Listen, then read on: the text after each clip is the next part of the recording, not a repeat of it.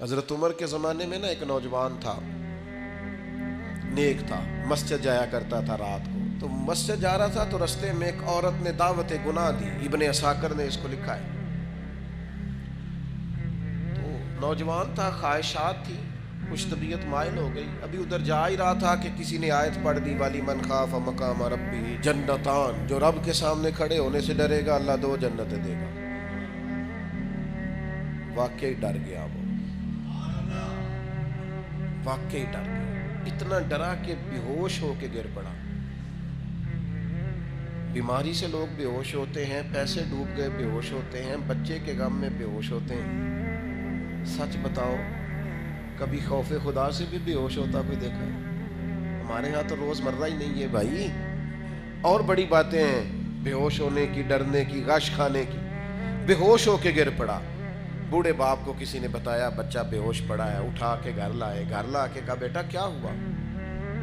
نوجوان ہے، چڑھتی جوانی ہے پر پاکیزہ بڑی ہے. کہنے لگا ابا جی گناہ کی طرف چلا گیا تھا، پر میں نے آیت سن لی جو اللہ کے سامنے کھڑے ہونے سے ڈرے گا رب 2 جنتیں دے گا. میں ڈر گیا تھا، رب واقعی 2 جنتیں دے گا.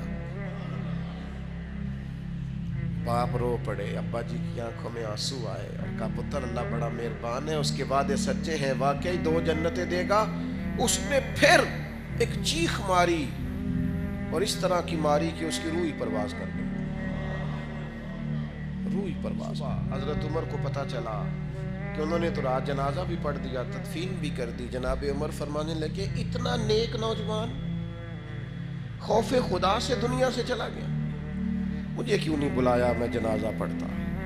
فاروق اعظم فرما رہے ہیں میرا شوق تھا میں اس کا جنازہ پڑھتا. کہا حضور آپ کو تکلیف نہیں دی. فرمایا بتاؤ قبر کہاں ہے؟